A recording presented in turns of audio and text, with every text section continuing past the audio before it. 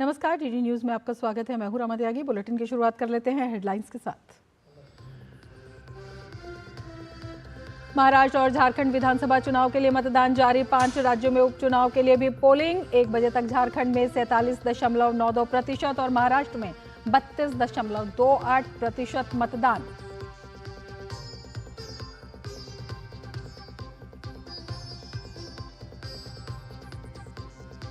महाराष्ट्र में बिटकॉइन मामले ने पकड़ा तूल। सुप्रिया सुले और नाना पटोले पर बिटकॉइन में हेराफेरी कर पैसे का इस्तेमाल चुनाव में करने का आरोप। एनसीपी और कांग्रेस ने आरोपों को बताया निराधार।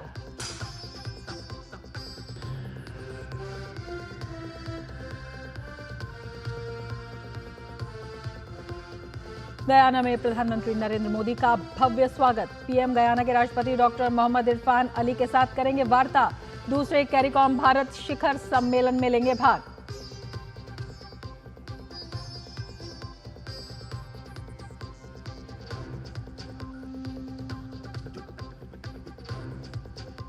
समाजवादी पार्टी के आरोपों पर भाजपा का पलटवार। भूपेंद्र चौधरी ने कहा, हार के डर से बौखला गई है सपा, चुनाव को रक्त रंजित करना चाहते हैं सपाई।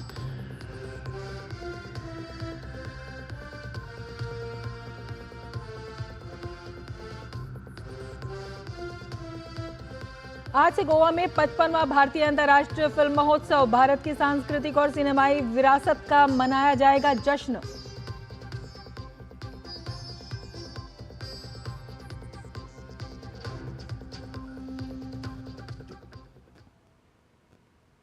और अब विस्तार से समाचार। झारखंड विधानसभा चुनाव के दूसरे और आखिरी चरण में 12 जिलों की 38 सीटों पर कड़ी सुरक्षा के बीच मतदान जारी है। इस चरण में कुल 528 प्रत्याशियों की किस्मत दांव पर है। प्रदेश में 1 बजे तक 47.92% मतदान हुआ। इस दौरान बोकारो जिले में 42%, देवघर में 49%, पाकुड़ में 53%, दुमका में 50% से अधिक मतदान हुआ है। वहीं 1 बजे तक गिरिडीह में 48%, गोड्डा में 50%, रांची में 52% मतदान देखने को मिला है।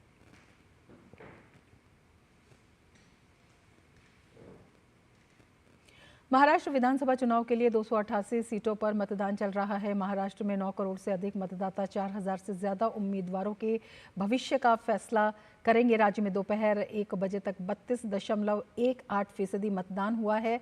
इस दौरान गढ़चिरौली जिले में सबसे अधिक 50.89% मतदान दर्ज हुआ। वहीं कोल्हापुर जिले में 38%, औरंगाबाद में 33%, चंद्रपुर में 35% वोटिंग हो चुकी है।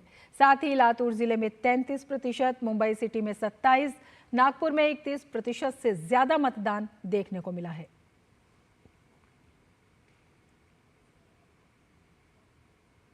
केंद्रीय मंत्री पीयूष गोयल ने मुंबई के एक मतदान केंद्र पर अपना वोट डाला। उन्होंने कहा कि मुझे विश्वास है कि महाराष्ट्र के लोग बड़ी संख्या में वोट डालेंगे।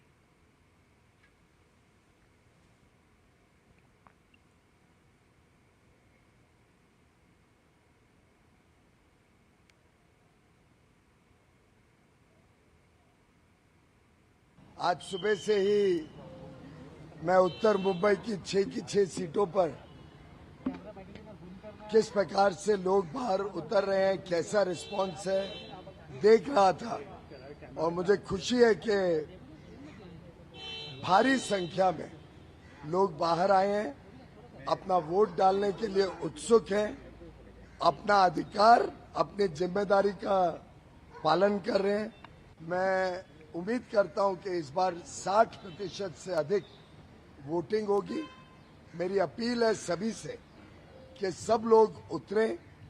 ये वोट मात्र एक वोट नहीं है, हमारे आगे वाले 5 वर्ष तक महाराष्ट्र और मुंबई का भविष्य, आप उसके शिल्पकार बनने वाले हैं। महाराष्ट्र में विधानसभा चुनाव के लिए वोटिंग जारी है। इस बीच अभिनेता अक्षय कुमार, फिल्म निर्देशक कबीर खान, अभिनेता रितेश देशमुख और अभिनेता राजकुमार राव ने भी वोट डालकर अपनी भागीदारी निभाई।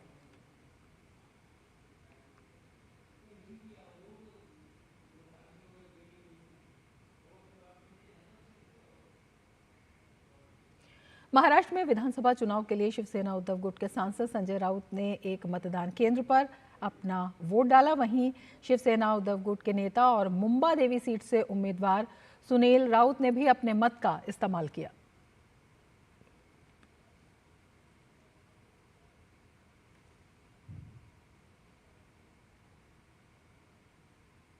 महाराष्ट्र में विधानसभा चुनाव के लिए मतदान जारी है। सभी लोग मतदान में बढ़ चढ़कर हिस्सा ले रहे हैं। अभिनेता प्रेम चोपड़ा ने एक मतदान केंद्र पर मतदान किया। इस मौके पर उन्होंने युवाओं से मतदान में बढ़ चढ़कर हिस्सा लेने की अपील की।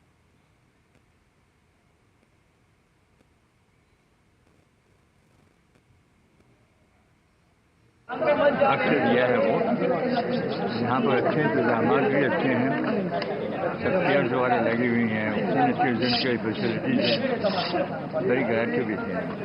मैं खुद यहाँ पर वोट देने के लिए आया हूँ। हालांकि मुझे लोगों ने कहा भी था कि हम आपसे ले लेंगे, लेकिन मैं खुद आकर मेरा बनता था हक में यहाँ पे खुद तरीके से वोट दूँ। फिल्म निर्देशक निखिल आडवाणी ने भी वोट किया। उन्होंने जनता से मतदान करने और सही नेता को चुनने के लिए प्रेरित किया। मैं वोटर्स को कहूँगा, नॉन वोटर्स को भी कहूँगा, आपकी जिम्मेदारी, आपकी रिस्पॉन्सिबिलिटी है कि आप आके वोट करें। ये कंट्री जो है वो एक 1947 में वो वॉज बिल्ट ऑन होप। 1950 में इट बिकेम अ रिपब्लिक। अगर आप सिर्फ घर पे बैठ के कंप्लेन करोगे कि ये नहीं है, वो नहीं है, रास्ते डिग अप हो रहे, problems in pollution, you can't make a difference. The best way to make a difference is choose the correct leaders. आज देश में 2 राज्यों में विधानसभा चुनाव के साथ ही उपचुनाव के लिए भी वोट डाले जा रहे हैं। 5 राज्यों की 15 विधानसभा और 1 लोकसभा सीट के लिए मतदाता अपना प्रतिनिधि चुनेंगे। 4 राज्यों उत्तर प्रदेश, पंजाब, केरल और उत्तराखंड की 15 विधानसभा सीटों पर आज उपचुनाव हो रहा है। वहीं महाराष्ट्र की नांदेड़ लोकसभा सीट पर भी उपचुनाव हो रहा है। उत्तर प्रदेश में कटेहरी, करहल, मीरापुर, गाजियाबाद, मंझावा, सीसामऊ, खैर, फूलपुर और कुंदरकी में मतदान होगा। इन सीटों पर 90 उम्मीदवार मैदान में हैं, जिनमें सबसे ज्यादा गाजियाबाद में 14 उम्मीदवार हैं। पंजाब में 4 विधानसभा सीटों इदरबाहा, डेरा बाबा नानक, चब्बेवाल और बरनाला पर भी उपचुनाव हो रहे हैं। इन सीटों का प्रतिनिधित्व करने वाले विधायक लोकसभा के लिए चुने गए, जिसके बाद इन सीटों पर उपचुनाव हो रहा है। केरल की पलक्कड़ सीट और उत्तराखंड की केदारनाथ सीट पर भी मतदान हो रहा है।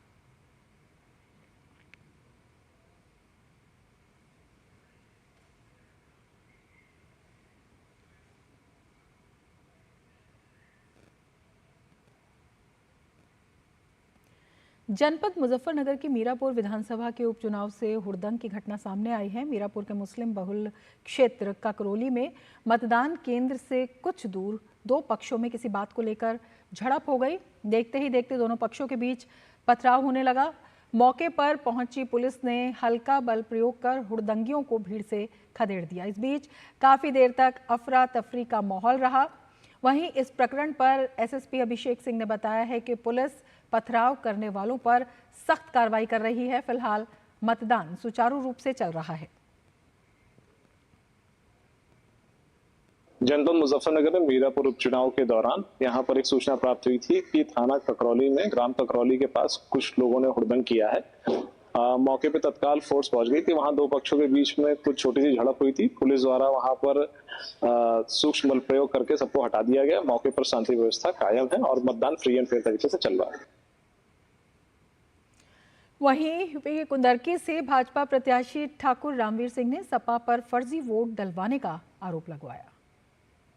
चुनाव शांतिपूर्ण ढंग से हो रहा है, लेकिन यहाँ कुछ अताताई लोग हैं जो समाजवादी के हैं। उन्होंने जो कैंडिडेट है उसने कांट से 1000 लोगों को बुलवा लिया। जो वहाँ के विधायक हैं कमाल अख्तर, उन्होंने 1000 वोट 1000 लोगों को यहाँ भेज दिया। फहीम है बिलारी से विधायक, उन्होंने 1200 लोग यहाँ भेज दिए। और नवाब जान है यहाँ विधायक, उन्होंने भी 1200 लोग ठाकुर द्वारा से भेजे और फर्जी वोटिंग कराने का प्रयास किया, जिसे प्रशासन ने काफ़ी हद तक रोकने का काम किया है। और वही लोग यहाँ वातावरण को गंदा कर रहे हैं और 2 लोग वोट डालते हुए पकड़े भी गए हैं। उत्तर प्रदेश भाजपा ने राज्य के मुख्य निर्वाचन अधिकारी को पत्र लिखकर आरोप लगाया है कि मुजफ्फरनगर जिले के मीरापुर विधानसभा क्षेत्र में फर्जी पहचान पत्रों पर वोट डाले जा रहे हैं। भाजपा का आरोप है कि बाहर से आए लोगों को जिले की मस्जिदों, मदरसों और लॉन्च में ठहराया गया है। पार्टी ने यह भी आरोप लगाया है कि घूंघट वाली महिलाओं को उनकी पहचान की जांच किए बिना वोट डालने दिया जा रहा है और इसका फायदा उठाकर पुरुष बुर्का पहनकर वोट डालने आ रहे हैं।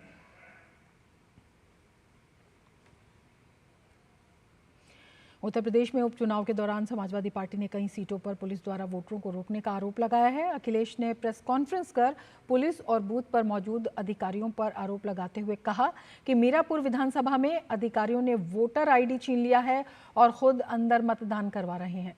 उन्होंने कहा कि सपा के कार्यकर्ताओं को ऐसे अधिकारियों के फोटो और वीडियो जुटाने का निर्देश दिया है।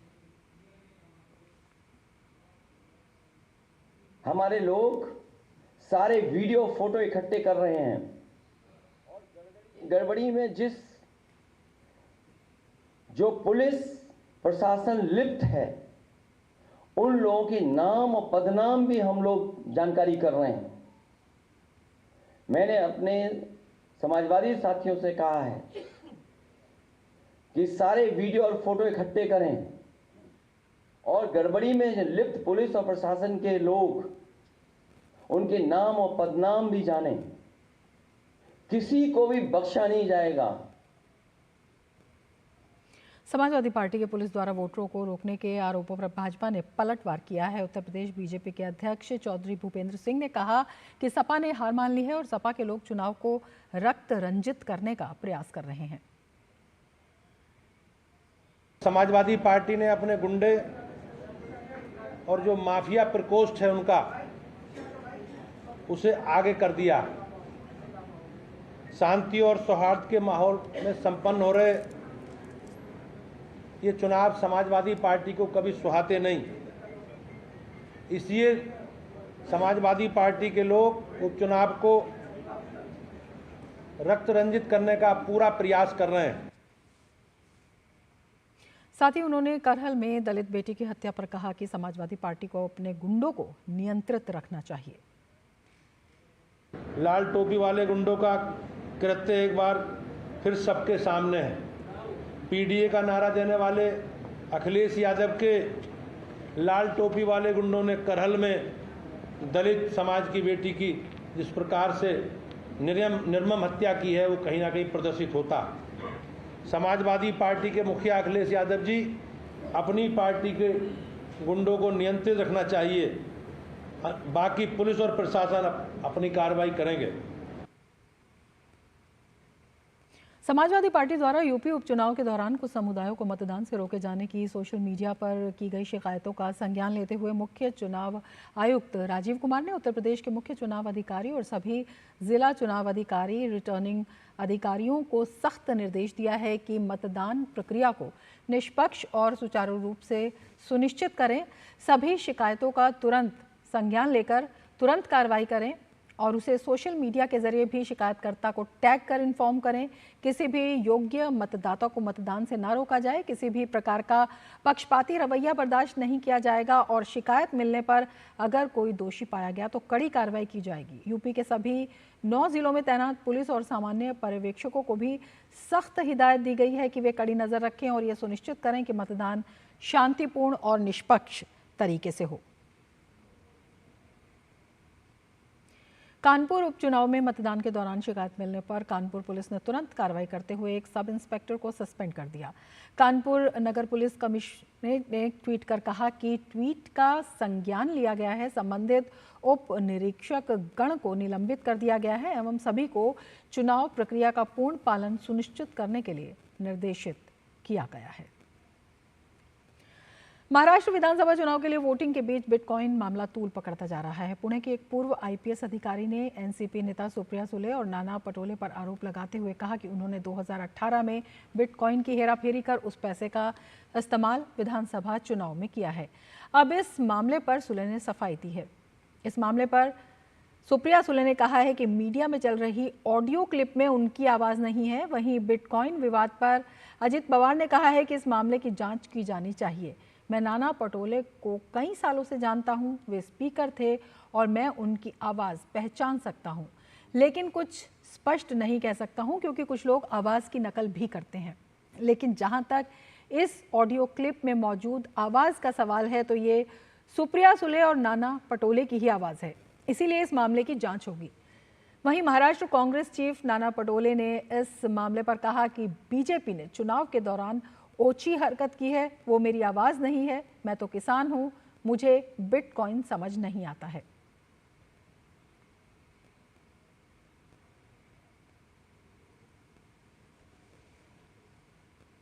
दूसरी तरफ भाजपा नेता संबित पात्रा ने बिटकॉइन के मुद्दे पर सुप्रिया सुले और नाना पटोले पर आरोप लगाते हुए कहा कि महाराष्ट्र में क्रिप्टो करेंसी को लेकर बहुत बड़ा फ्रॉड हुआ था।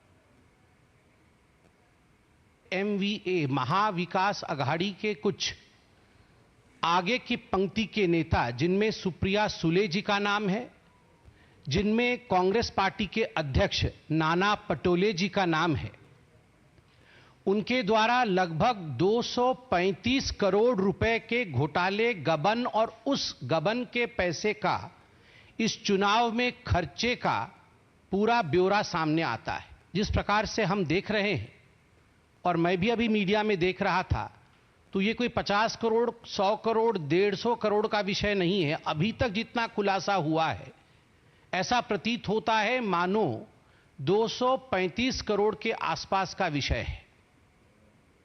वहीं भाजपा नेता आशीष शेलार ने सुप्रिया सुले और नाना पटोले से स्पष्टीकरण मांगा है। चुनाव आयोग दिखाए, पुलिस दिखाए, क्षितिज ठाकुर दिखाए, उनके कार्यकर्ता दिखाए, CCTV फुटेज दिखाए, कैमरा में दिखाए, कहाँ है? झूठ का पुलिंदा लंबा नहीं चलता साहब। ना कोई वहाँ पैसा मिला, ना कोई ऑब्जेक्शनेबल चीज़ मिली, ना इतना राशि मिला। जो भी है वो इन्वेस्टिगेशन में सामने है। तो झूठ का पुलिंदा हमला किया गया विनोद तावड़े जी और राजन नाईक पर, हम उसकी निंदा करते हैं। मुंबई भाजपा अध्यक्ष और बांद्रा वेस्ट के विधायक आशीष शेलार ने विनोद तावड़े पर पैसे बांटने के आरोपों को बेबुनियाद बताया है। उन्होंने कहा कि यदि आरोप सही है तो चुनाव आयोग को इसे दिखाना चाहिए। सतीश ठाकुर और उनके कार्यकर्ता ये दिखाएं कि उन्होंने पैसे बांटे हैं। झूठ का पुलिंदा ज्यादा दिन तक नहीं चल सकता और जांच में सारा सच सामने आएगा। आगे बढ़ेंगे। गयाना और बारबाडोस प्रधानमंत्री मोदी को अपने सर्वोच्च सम्मान से सम्मानित करेंगे। आपको बता दें कि डोमिनिका ने भी कुछ दिन पहले प्रधानमंत्री मोदी के लिए अपने सर्वोच्च सम्मान देने की घोषणा की थी। गयाना पीएम मोदी को अपना सर्वोच्च राष्ट्रीय सम्मान द ऑर्डर ऑफ एक्सीलेंस प्रदान करेगा। वहीं बारबाडोस की ओर से पीएम मोदी को प्रतिष्ठित मानद ऑर्डर ऑफ फ्रीडम से सम्मानित किया जाएगा।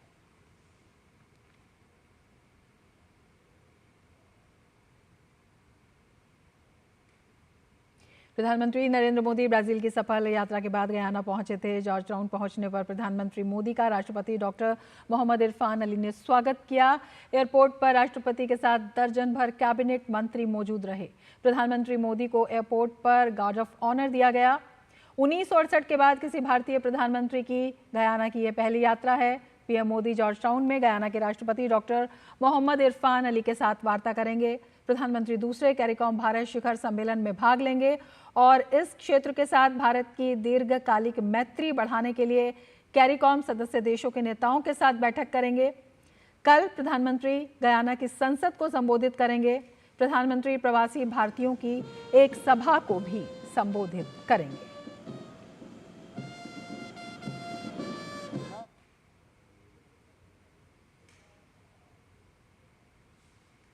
ग्रामीण क्षेत्रों में गरीब और बेघर लोगों को पक्के घर उपलब्ध करवाने वाली योजना को आज 8 वर्ष हो गए हैं। प्रधानमंत्री नरेंद्र मोदी ने 20 नवंबर को उत्तर प्रदेश के आगरा जिले से इसे शुरू किया। इस योजना का लक्ष्य वर्ष 2029 तक सभी बेघर परिवारों और कच्चे घरों में रहने वाले लोगों को आवश्यक सुविधाओं के साथ पक्के घर उपलब्ध कराना है। पेश है ये खास रिपोर्ट। प्रधानमंत्री आवास योजना ग्रामीण को शुरू हुए बुधवार को 8 वर्ष पूरे हो गए हैं। आज ही के दिन 20 नवंबर 2016 को उत्तर प्रदेश के आगरा में प्रधानमंत्री नरेंद्र मोदी ने इसे लॉन्च किया था। प्रधानमंत्री आवास योजना ग्रामीण का उद्देश्य मार्च 2029 तक सभी पात्र बेघर परिवारों और कच्चे या जीर्ण शीर्ण घरों में रहने वाले लोगों को आवश्यक सुविधाओं के साथ पक्के घर उपलब्ध करवाना है। इस योजना को वित्त वर्ष 2024-29 के लिए 3,06,137 करोड़ के कुल परिव्यय के साथ 2 करोड़ और घरों के साथ विस्तार दिया गया और इस योजना को लागू करने के लिए वित्त वर्ष 2024-25 के लिए 54,500 करोड़ रुपए आवंटित किए गए हैं। मूल रूप से 2023-24 तक 2.95 करोड़ घरों को पूरा करने का लक्ष्य रखते हुए इस योजना का लक्ष्य अब ग्रामीण आवास की उभरती जरूरतों को पूरा करते हुए अतिरिक्त 2 करोड़ घरों का निर्माण करना है। न्यूनतम घर का आकार 25 वर्ग मीटर निर्धारित किया गया है, जिसमें स्वच्छ खाना पकाने की जगह भी शामिल है। मैदानी इलाकों में 1.20 लाख और पूर्वोत्तर और पहाड़ी राज्यों में 1.30 लाख की सहायता दी जाएगी। इस योजना में डीबीटी के माध्यम से भुगतान किया जाता है। इस वर्ष 10 लाख से अधिक लाभार्थियों को भुवनेश्वर में प्रधानमंत्री द्वारा एक क्लिक के माध्यम से उनकी पहली किस्त जारी की गई थी। करीब 3 लाख ग्रामीण राजमिस्त्रियों को आपदा रोधी निर्माण में प्रशिक्षित किया गया है, जिससे उनकी रोजगार क्षमता में वृद्धि हुई है। इस योजना में अनुसूचित जाति, अनुसूचित जनजाति के परिवारों के लिए कम से कम 60% लक्ष्य आरक्षित है। प्रधानमंत्री आवास योजना शहरी और ग्रामीण क्षेत्र में रहने वाले गरीब लोगों को घर देने की बड़ी महत्वाकांक्षी योजना है, जिससे अब तक करोड़ों गरीब लोग लाभान्वित हो चुके हैं। अनुज यादव, डीडी न्यूज, दिल्ली। भाग्यनगर शहर एक वैश्विक सांस्कृतिक महोत्सव का साक्षी बनने जा रहा है। हैदराबाद के हाईटेक सिटी स्थित शिल्प कला वेदिका में 21 से 24 नवंबर तक आयोजित होने वाले लोक मंथन 2024 में विभिन्न विषयों पर मंथन होने के साथ साथ सांस्कृतिक कार्यक्रम भी होंगे।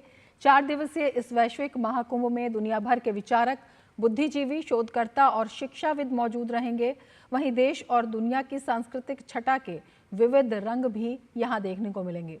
महोत्सव का औपचारिक उद्घाटन 22 नवंबर को राष्ट्रपति द्रौपदी मुर्मू करेंगी। साथ ही महोत्सव में पूर्व उपराष्ट्रपति एम वेंकैया नायडू, केंद्रीय मंत्री निर्मला सीतारमण, गजेंद्र सिंह शेखावत, आरएसएस प्रमुख मोहन भागवत और अन्य राज्यों के मुख्यमंत्री, उप मुख्यमंत्री, राज्यपाल सहित कई गणमान्य हस्तियां शिरकत करेंगी। इस अंतर्राष्ट्रीय सम्मेलन का उद्देश्य भारत की प्राचीन कला संस्कृति के उदात्त पक्षों से दुनिया को परिचित कराना है। कोयला एवं खान मंत्री और लोकमंथन 2024 की स्वागत समिति के अध्यक्ष जी किशन रेड्डी ने बताया कि 1500 से ज्यादा कलाकार आयोजन में प्रस्तुति देंगे और साथ ही विलुप्त होती संस्कृति को सहेजने और जनजातियों की संस्कृति को दर्शाने सहित विकसित भारत के संकल्प को पूरा करने में यह आयोजन महत्वपूर्ण भूमिका निभाएगा। आज के समाज में आपको मालूम है, कला, शिक्षा, मीडिया और पॉलिटिक्स माध्यम से डिसिसिव कॉन्स्पिरेसी किया जा रहा है। उसके प्रति एक सही अंडरस्टैंडिंग, सही कल्पना और प्रॉस्पेक्टिव आज दुनिया के सामने स्थापित करना, जनता के सामने ले जाना, ये लोकमंथन बहुत सालों से काम करते हैं। इस लोकमंथन 2024 का प्रमुख रूप से यही उद्देश्य है। प्रज्ञा प्रवाह के राष्ट्रीय संयोजक जे नंद कुमार ने बताया कि इस द्विवार्षिक आयोजन की शुरुआत 2016 में हुई थी। इस बार के आयोजन की थीम लोक अवलोकन, लोक विचार, लोक व्यवहार और लोक व्यवस्था पर केंद्रित है।